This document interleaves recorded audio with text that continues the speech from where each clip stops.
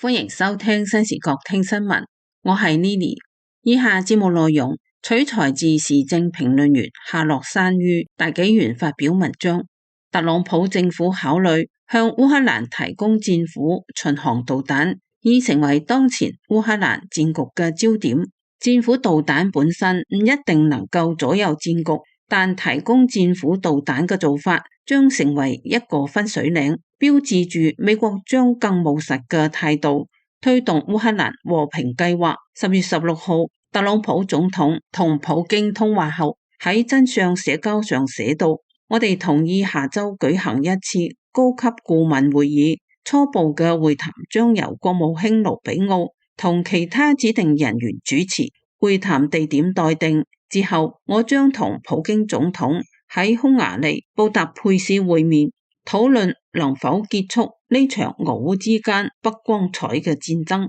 俄羅斯總統助理烏沙科稱，俄美代表正喺度籌備布達佩斯峰會。佢表示，普京同特朗普討論咗美國向烏克蘭運送戰斧導彈嘅可能性。普京告訴特朗普，戰斧導彈唔會改變戰場局勢，但會損害俄美關係以及解決烏克蘭問題嘅努力。預計美國向烏克蘭提供戰斧巡航導彈將成為後續會談嘅主要議題之一。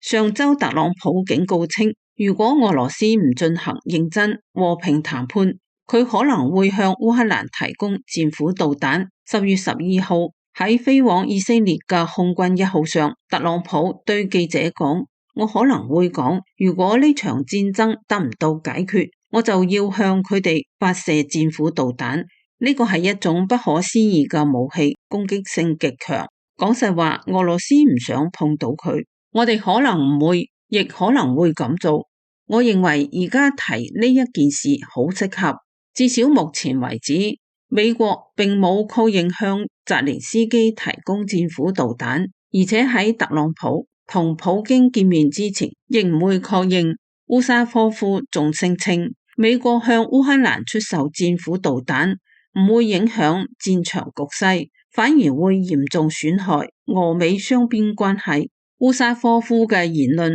被認為係克里姆林宮為阻止美國向烏克蘭出售戰斧導彈而採取嘅輿論攻勢。10月16號，烏沙科夫試圖混淆俄羅斯蓄意襲擊烏克蘭平民同民用基礎設施嘅事實。佢表示，特朗普同普京討論咗烏克蘭軍隊襲擊俄羅斯民用同能源基礎設施，烏克蘭嘅攻擊迫使俄羅斯做出相應回應。最近一段時間以嚟，烏克蘭嘅遠程武器瞄準咗俄羅斯能源部門，並俾其造成嚴重破壞，實際上弱咗俄羅斯對其前線作戰部隊嘅燃料補給能力。相比之下，俄羅斯軍隊則一直喺度故意襲擊烏克蘭平民同民用基礎設施，包括使用第一人稱視覺無人機系統襲擊克爾松平民。9月28號，開源調查機構 Tokely 報道稱，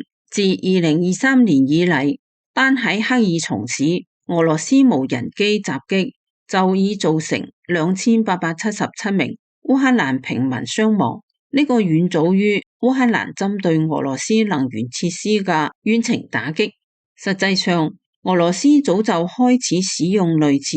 戰斧嘅遠程巡航導彈打擊烏克蘭嘅重心目標，譬如 KH 系列巡航導彈、Kalibr 巡航導彈、Kinzhal 彈道導彈以及伊斯坎爾德彈道同巡航導彈等。俄羅斯幾乎每週，有時甚至每日夜間都會使用呢啲導彈對烏克蘭進行打擊，特別係喺2024年11月，俄羅斯使用配備多彈頭分導式載入飛行器嘅奧列扎尼克導彈對烏克蘭發動咗史無前例嘅中程彈道導彈襲擊，並誓言喺2025年底前將奧列扎尼克系統部署到白俄羅斯，從而進一步升級烏克蘭戰爭規模。奧列扎尼克彈道導彈比戰斧導彈更具破壞力，亦就係講俄羅斯對烏克蘭使用戰爭手段及其所造成嘅破壞，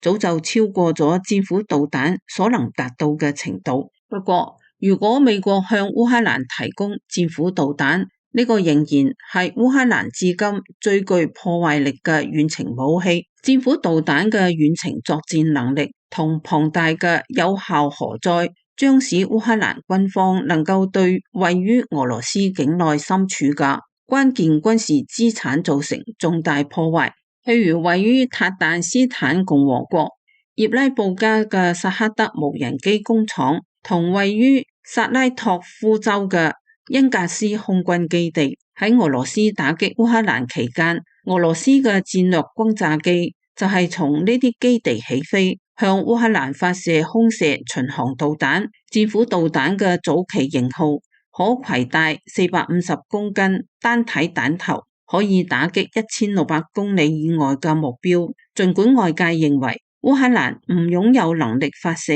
呢種導彈嘅水面艦艇、潛艇或者陸基系統，但仍有多種地面發射器選項。美國已開始購買基於戰斧導彈4聯裝置貨櫃式發射系統，必要時美國軍方有可能考慮將已在使用嘅貨櫃式 Mk41垂直發射系統運往烏克蘭，用於發射戰斧導彈。戰斧導彈無疑會增強烏克蘭遠程打擊能力，但係烏克蘭並非只能等待戰斧導彈。今年8月，烏克蘭公布咗一款名為火烈鳥嘅新型陸射遠程巡航導彈，據報道其射程達到3000公里，彈頭重達1150公斤。烏克蘭希望喺今年年底之前大幅度提高火烈鳥巡航導彈嘅產量。另外，烏克蘭仲展示咗其海王星巡航導彈最新版本，該導彈似乎增加咗燃料箱容積，以增加射程。烏克蘭總統澤連斯基表示，呢兩種武器已同時用於打擊俄羅斯目標。佢話，海王星同火烈鳥導彈組合被投入使用，相應嘅結果可以單獨分析。呢種武器已經取得初步嘅實質性成果，儘管當前烏克蘭軍隊武器彈藥補給並不樂觀，但長遠睇，烏克蘭嘅武器裝備嘅狀況可能將陸續得到改善。最近幾日，美國國防部長克格塞斯同其他高級官員加大咗對莫斯科不利嘅政策調整，呢個似乎表明普京拒絕結束戰爭嘅立場正喺度引起美國政府越嚟越多嘅不滿，並開始轉變思維方式。10月15號，北約各國防長齊聚比利時北約總部，克格塞斯表示，美國希望北約盟國根據一項重要武器倡議，為烏克蘭購買並捐贈更多美國武器。佢表示，呢啲武器採購將根據烏克蘭優先需求清單進行，目的係為烏克蘭提供更強大嘅火力。克格塞斯強調，和平源於強大，而唔係強硬言辭或指手畫腳。和平源於擁有令對手敬畏嘅強大而真實嘅實力。北約正喺度咁做。烏克蘭優先需求清單倡議就體現咗呢一點。北約秘書長呂特於今年7月同特朗普總統共同宣布咗烏克蘭優先需求清單倡議，呢個意味住北約成員國將定期支付烏克蘭抵禦俄羅斯攻擊所需嘅裝備費用，而美國可以更快提供呢啲裝備。北約表示，其成員國已向優先需求清單中嘅愛國者聯合反導系統捐助咗20億美元。通過該倡議，烏克蘭已經獲得咗急需裝備，包括愛國者防空系統、攔截彈同高機動火箭系統導彈。實際上，戰斧導彈更似係特朗普政府同克里姆林宮下一步談判嘅風向標。佢代表住特朗普將唔會繼續容忍普京堅持所謂解決戰爭根源問題嘅立場。